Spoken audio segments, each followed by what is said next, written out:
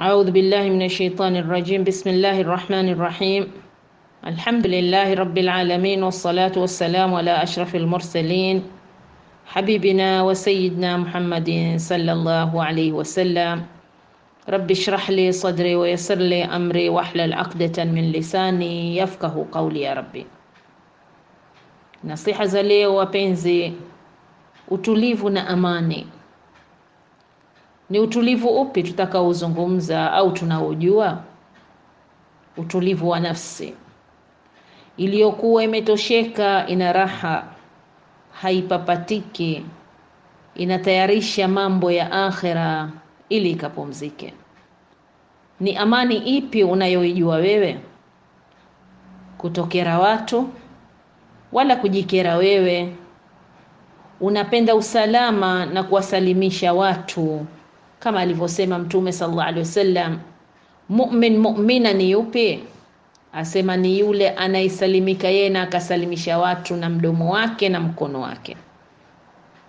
Mara nyingi binadamu hufanya mambo yakamtia kwenye mashakil na mabalaa kwa sababu ya kuwafanyia watu mabaya, akakosa yeye amani na usalama, na watu wakawa hawana amani wala usalama kwake.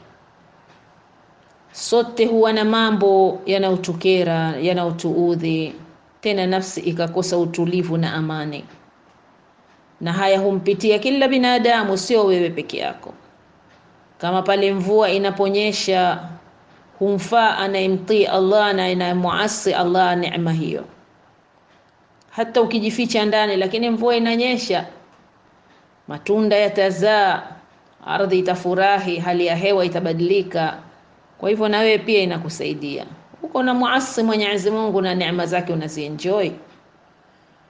Mara nyingi sisi hutumia imani yetu kujaribu kuzuia mazito yetu. Imani hii ni imani gani? Pale yanapokupitia mambo, imani ikawa ya juu, kawa wewe unaomba na kulia saa yote na kunyenyekea. Kwa hivyo saa ya mazito, lakini ni bora utumie imani yako kuizuia hiyo nafsi na mabaya, na pia kuweza kuyakubali hayo unayopitia. Maana kila ukiweza kuyaacha mabaya na kuyakubali hayo unayopitia, basi ndipo utapata utulivu na amani. Nafsi itatulia na utakuwa kwenye amani. Maana Allah Subhanahu wa Ta'ala amesema atatujaribu. Kwa hivyo lazima utajaribiwa binadamu, maadhali uko kwenye madrasa, mitihani ni lazima. Utulivu unakupa subra, na subra ndio pepo. Kama huna utulivu ambao ni unyenyekevu, ukajaribu kuitengeneza nafsi ikawa inamnyenyekea Allah saa yote, basi wapi utapata raha? Wapi utapata subra? Wangapi wamepitia misukosuko maishani mwao, lakini wako bado wako hai. Hapana aliyekufa sababu ni hiyo mitihani aliyopitia.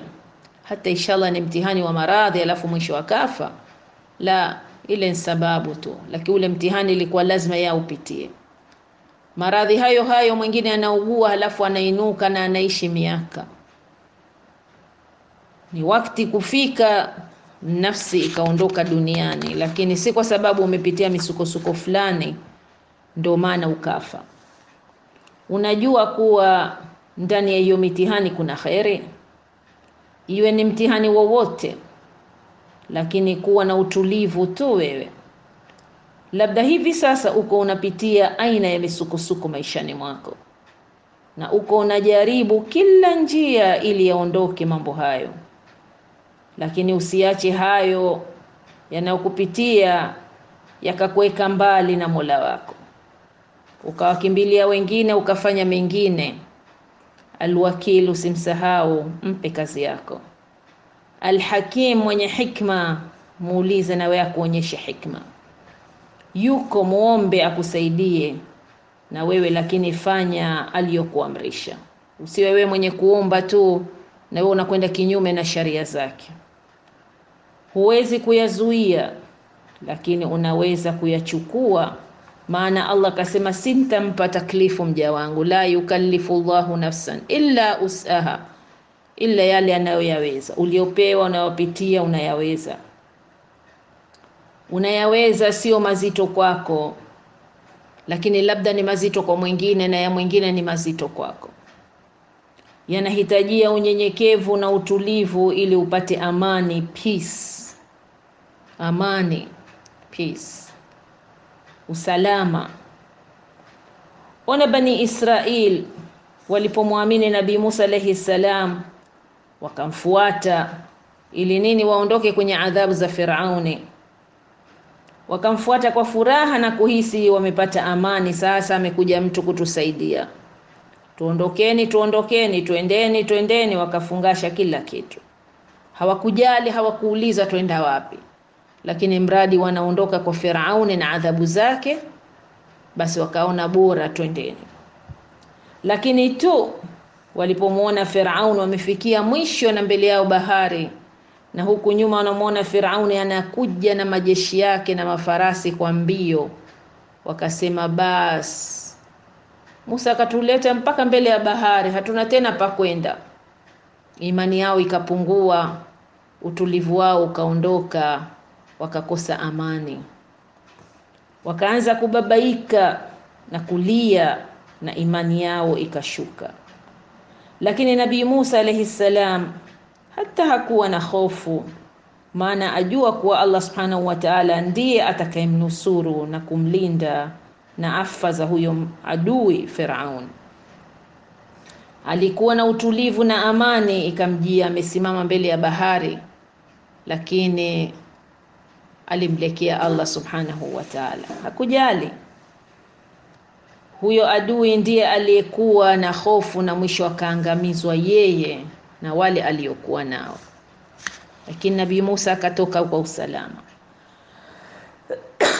Basi na mimi na wewe tuwe na utulivu tupatapo mitihani mizito kama hiyo, wala watu wasikuendeshe maisha yako kukwambia ungefanya hivi, ungefanya vile.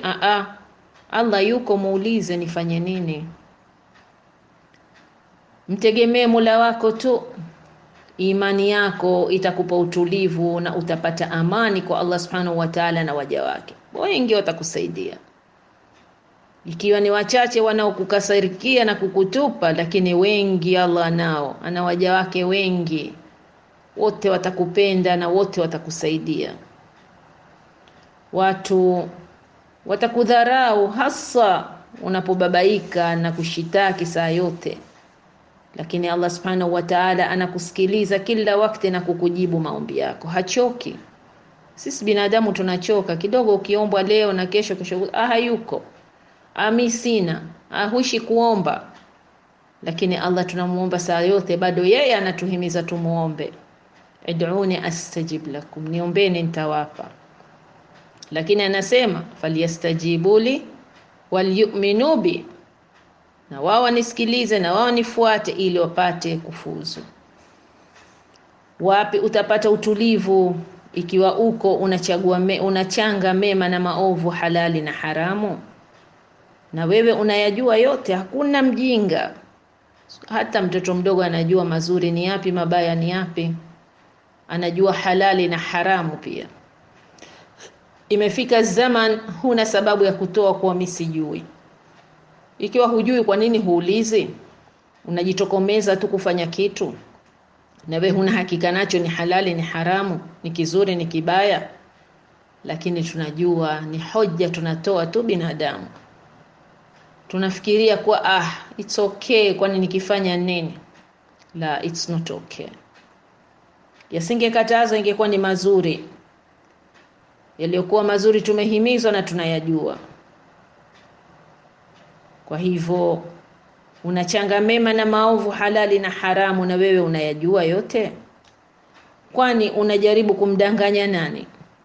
Basi ujue nafsi haitapata utulivu, utayafuata mabaya yote kudhani wajifurahisha, kumbe ni adhabu unajipa, na amani huipate, na ridha za Allah hutozipata.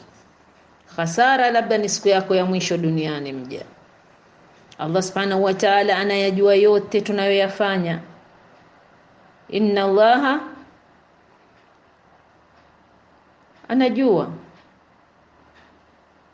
Alimun bidhati sudur, anayajua yanayopita vifuani, wacha tunayoyafanya kwa mikono yetu. Na atatulipa kwa atakulipa Allah kwa unayoyafanya, jazaan bima kanu ya'malun. Anasema nimewapa yote haya kwa nini? Kwa yale mazuri waliokuwa wakiyafanya duniani. Hata anayekutakia mabaya au akakupokonya ulichonacho, kuwa mtulivu. Kwani amekupokonya pepo? Amekupokonya mali? Wala akachukua moto. Amekupokonya chochote kile ni cha duniani. Kwa hivyo kuwa mtulivu, Allah atakupa zaidi alichokupokonya huyo aliyekupokonya. Kuna watu wananyimwa wiratha zao, baba ashafariki, watu wakajilia mali ya mayatima, hawajali. Watu wakala pesa za watu, wakala vitu vya watu, wanaisahau siku iliyokuwa nzito ambapo mengi mabaya atapigwa nayo ya uso, na mazuri yake yale aliyofanya yote yapokonywe. Umeachishwa kazi, usijali, riziki hapo imekwisha. Allah atakupa iliyo bora, mtegemee tu. Usieleze mazito yako kwa kila mtu, sio wote waliona safi moyo wao, lakini mueleze Allah yote, na yuko tayari kukusaidia, kukupa yaliyo bora. Ni wewe tu uwe mtulivu ili upate yote, na utakuwa mwenye kushukuru. Ukiwa mtulivu, utulivu ni unyenyekevu. Unyenyekevu, umnyenyekee Allah zaidi unavyonyenyekea binadamu. Kuwa na utulivu kwenye ibada zako, unyenyekevu. Kumbuka uko unamsemesha Mola wako. Vipi unakuwa unapokutana na bosi wako? Huyo ni binadamu tu, ujue kuna mengi hawezi kukutimizia, na mara atakufuta kazi. Lakini Allah subhanahu wa ta'ala anakupa kila sekondi unayoishi khairi na neema nyingi, wala hakufukuzi wala hakukatai, japo wewe una wakati tu maalumu unapomkumbuka Mola wako. Wakati mwingine I'm busy what? Busy doing what? Wafanya nini busy? Unakimbilia dunia umafiha, unafanya mambo yaliokuwa sio. Unakwenda unaenjoy matarab masana masaa 6 hours 8 hours tokea magharibi mpaka saa 10 bilel, na wala habari huna wala kuchoka huchoki wala kichwa hakikuume. Lakini unaitwa muhadhara muda wa saa, unaitwa dua muda wa saa, unasoma Qur'ani muda wa saa, mgongo unauma, miguu haiwezi, meshachoka kukaa, hawamalizi kusema. Maana jambo la khairi siku zote iblisi kalikalia, na tusipokuwa na utulivu kwenye mambo ya khairi, basi iblisi anazidi kutuchezea ngoma. Tuwe watulivu na subra, tutaipata. Kuwa mtulivu, mengi huwezi kuyafanya, lakini Allah subhanahu wa ta'ala hashindwi na lolote. Mazito yako, makubwa yako hayamshindi Allah. Utulivu uwe ni tabia yako binadamu. Hata unapopata khairi, pia kuwa mtulivu na uwe mwenye shukrani. Usiwe na pupa la kufanya dhambi au israf. Mara nyingine kwenye ibadati zetu tuna utulivu, lakini tupatapo khairi utulivu unakwenda, tunakuwa na harakati na pupa la kufanya dhambi. Sasa umepata khairi yoyote ile uloipata, kuwa mwangalifu, usiitumie ile neema ikawa nakama, ibakishe iwe neema mpaka yaumul qiyama. Maana ujue utakwenda kuulizwa, thumma latusalunna yawmaidhin 'anil na'im. Kwa hivyo utulivu uwe ni tabia yetu kwenye kila jambo.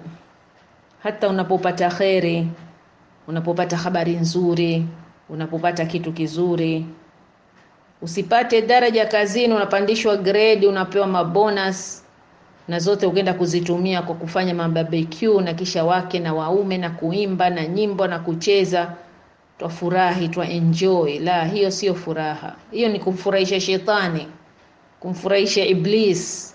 Wewe unabakia vile vile na dhiki zako na shida zako na dhambi kuziboba. Kwa hivyo usifanye israfu wakati wa mambo ya furaha ukadhani ni uhodari wako kupata kila unalotaka. Nimepata grade kazini, nimepata mtoto, nimepata cheo, nimepata nini, nimeposwa, nimeoa, nimeolewa, nimefanya, nimejenga. Ikawa zile neema sasa tuzibadilisha kuwa nakama. Tuwe na utulivu, tufikirie nini tutafanya. Hal Allah radhi anni? Jiulize. Maisha ni mafupi sana, kila siku tunasema. Kukaa unalalamika na dhiki na kubobeza mabaya na machafu, tukana harakati ambazo sizo, au kukaa unazidisha dhambi kila siku kila dakika. Maisha ni mafupi sana. Kila siku tunasema life is short. It's not only short, it's very short, very short. Mtume sallallahu alaihi wasallam akwambia ad-dunya saa. Hii dunia unaoishi wewe leo umefika miaka 50, 60, 40, 30, sio hiyo miaka ulioishi. Ad-dunya saa. 1 hour. Ij'alha ta'a, ijalie iko kwenye kumtii Allah hiyo saa yako. Wa nafsin tamaa, na nafsi inapenda, inataka, ikinaisha hiyo nafsi uitulize, ipate amani. Anakwambia ij'alha qanaa, ishibishe. Ushibishe kwani kwa kuilisha? La. Wallahi tunakula kila siku mara 3 mara 4. Kuna watu wanakula mara 5 lakini hawashibi, kwa sababu tumbo halishibi, lakini nafsi inashiba. Nafsi ukiishibisha itashiba, na chakula cha nafsi ni kutafuta ilmu, ukaelewa amri za Allah subhanahu wa ta'ala alizokuambia. Usijifanye hayawani kwa sababu wewe ni bora kuliko hayawani, umepewa akili. Kwa hivyo tuwe watulivu, tutulizane, tunapozungumza tujue tunazungumza, usiporoje mpaka mwisho ukakera watu. Tuwe watulivu kwenye kutizama, tusitizame kila kitu mpaka tukatizama haramu tukazipenda na tukazifanya. Tuwe watulivu kwenye kusikiliza, maana tusipokuwa watulivu tutasikiliza mpaka mambo ya watu ambayo hayatuhusu, halafu tutayatangaza. Tuwe na tabia ya utulivu. Nasema Mtume sallallahu alaihi wasallam alikuwa na sifa ya unyenyekevu. Kwa kila jambo lake yeye analifanya kwa uzuri na kwa utaratibu na kufikiria ridha za Allah subhanahu wa ta'ala. Na sisi hakadha, maana sisi ndio wanafunzi wake aliyotusomesha. Leo tumesoma nini? Ikiwa tuko tukoroga maisha tunavyotaka na mwalimu mzuri kama huyo tuliokuwa tumeletewa akatufundisha kila kitu. Kwa hivyo tunamuomba Allah subhanahu wa ta'ala atujalie kila khairi kwa kila dakika tunayoishi kwenye hii ardhi. Wa sallallahu ala sayyidina Muhammad wa ala alihi wa sahbihi wa sallam, walhamdulillahi rabbil alamin.